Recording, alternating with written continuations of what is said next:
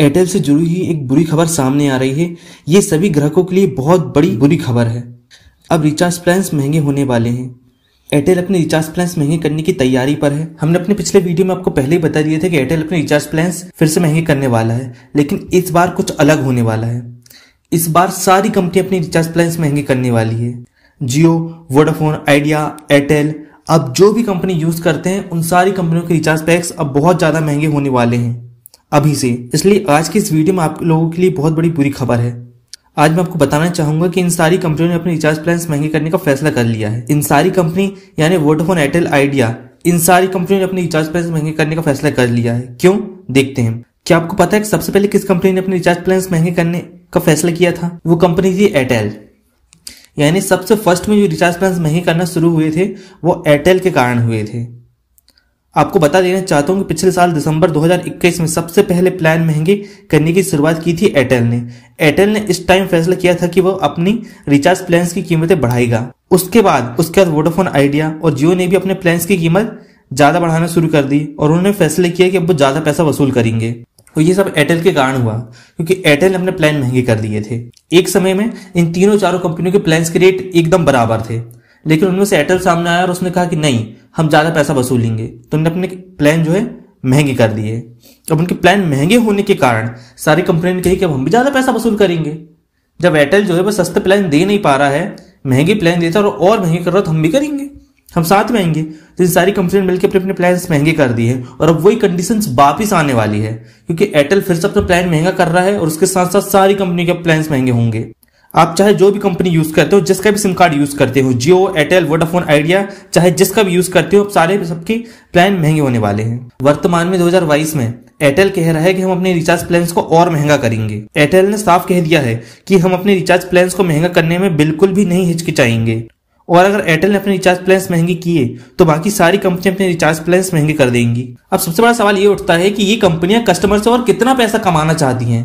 पैसे कमा तो रही हैं और कितना कमाना चाहती हैं हमसे पैसे, जबकि इंटरनेट जो होता है वो टोटली फ्री होता है, वॉइस कॉल भी टोटली फ्री होती है। ये सारी कंपनियों को सिर्फ एक बार अपनी डाटा केवल बिछाने के लिए बस पैसे खर्च करने होते हैं। उसके सारा जो इंटरनेट है वो फ्री होता है।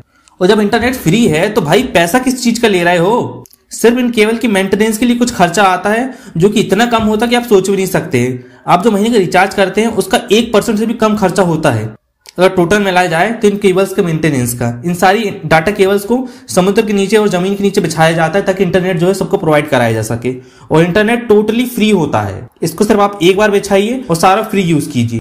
इन कंपनियों को सिर्फ एम्प्लॉयज को पैसे देने होते हैं और सरकार को टैक्स देना होता है। और मान लो ये एम्प्लॉयज को पैसा दे भी रही हैं और कुछ पैसे से मेंटेनेंस कर भी रही हैं, तभी इनके पास बहुत पैसा बचता है क्योंकि केबल तो एक बार बिछ चुकी है। अब जो केबल इन्हें बिछा दी है उसके अलग से पैसे क्यों देंगे? कोई केबल एक बार बिछ गई है, उससे अलग से पैसे लगने नहीं, इसे मेंटेनेंस करना है यानी देख रेख करना है कि कहीं कुछ टूट फूट ना जाए और एम्प्लॉयज को पैसे देना है। और बात आई सरकार को टैक्स देने की, तो आप अगर टीवी न्यूज देख रहे होंगे तो आपको पता होगा कि ये सारी की सारी कंपनियां सरकार को टैक्स दे ही नहीं रही हैं। कहीं ना कहीं हर हिस्से पर ये टैक्स की चोरी कर रही हैं, ये टैक्स बचाने की कोशिश कर रही हैं।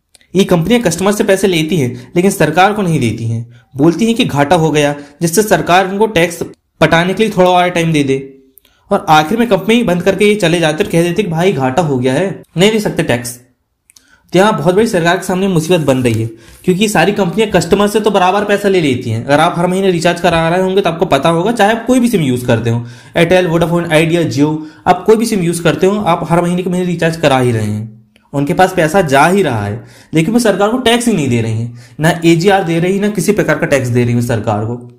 ये कह देती कि हमारा घाटा हो रहा है, कहां से टैक्स दे दे।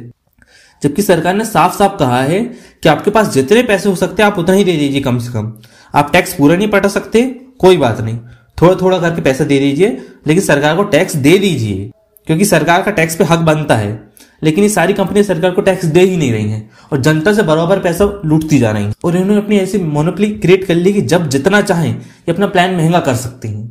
कोई भी बहाना कर महंगा कर देती हैं कि हमको ये करना है, वो करना है, अमेरिका महंगा हो गया था तो इसलिए इंडिया में करना चाह रहे हैं। कोई भी बहाना मार के अपना बैलेंस जो है महंगा करने लगती है अपने अपने पैक्स। और एक कंपनी महंगा करती है तो उसके पीछे सारी कंपनियां महंगा करने लगती है और इस बार ये काम एयरटेल कर रही है। पिछली बार भी ये काम एयरटेल नहीं की थी और एयरटेल जब महंगा कर रही है तो उसको देखा देखी करके सारी कंपनी अपना पैक महंगा कर रही हैं, जिसकी सारी मुसीबत अब जो है आम जनता के ऊपर पड़ने वाली है। तो ये पैक इतने महंगे हो जाएंगे कि जैसे हमको 1 GB यूज करने के लिए 1000 रुपए देना पड़ता था वैसे ही हो जाएगा। 1 GB डाटा 1000 रुपए का डालेगा। और कॉलिंग की तो सोचिएगा मत, 10 रुपए के आएंगे तेरे वाउचर, उसमें आपको 4 या 5 मिनट बात करने को मिलेगा, वो भी रोमिंग और पता नहीं क्या क्या बता के वो उसमें भी काट लेंगे और आपको बात ही नहीं करने देंगे।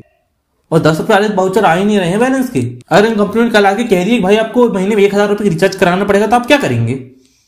आप कुछ कर ही नहीं सकते हैं, क्योंकि सरकार के इन पर कंट्रोल है ही नहीं है। इन कंपनियों ने खुद से प्लान सस्ता की थी, अब हम सबको इसकी आदत लग चुकी है और बहुत ज्यादा आदत लग चुकी है। पहले हम कोशिश करते थे कि ज्यादा से ज्यादा कॉल ना करें, टाइम बचाएं, मिनट्स बचाएं, सीमित यूज करें कॉल का, लेकिन अब इन्होंने हमारी ऐसी आदत लगा चुकी है कि हमको बैलेंस डलवाना ही पड़ जाएगा। हर तरीके से मजबूरी बन चुकी है। और कल को अब ये कहते कि 1000 का बैलेंस डलवाना पड़ेगा आप महीने का, तो आपको डलवाना पड़ेगा, आप कुछ नहीं कर सकते। सरकार इसमें कुछ नहीं कर पा रही है।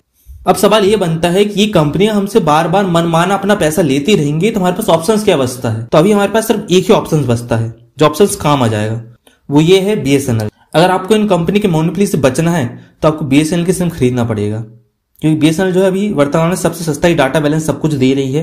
लेकिन अगर हम BSNL ज्यादा से ज्यादा खरीदेंगे, देश में अगर हर 2 में से एक व्यक्ति अगर BSNL की सिम खरीद लेता है और उसे यूज करता है तो उसे डाटा कॉस्ट सब कुछ सस्ता तो पड़ेगा ही पड़ेगा, साथ में इससे सरकार की मदद होगी। तो जो BSNL घाटे में जा रही है वो फायदे में जाने लगेगी और सरकार हमको जितना ज्यादा सस्ता हो सके हमको डाटा दे पाएगी, क्योंकि BSNL की स्थापना इसलिए हुई थी कि इससे जनता की सुविधा हो सके, जनता को सस्ता से सस्ता डाटा और इंटरनेट मिल सके। तो अगर आप चाहते हैं कि इतना महंगा डाटा ना हो जाए जिसे आप अफोर्ड ही ना कर पाए, तो आपको BSNL की सिम खरीद लेनी चाहिए, क्योंकि अब इसका समय आ चुका। अगर आपको हमारा वीडियो अच्छा लगा है तो हमारे चैनल को सब्सक्राइब कीजिए। धन्यवाद।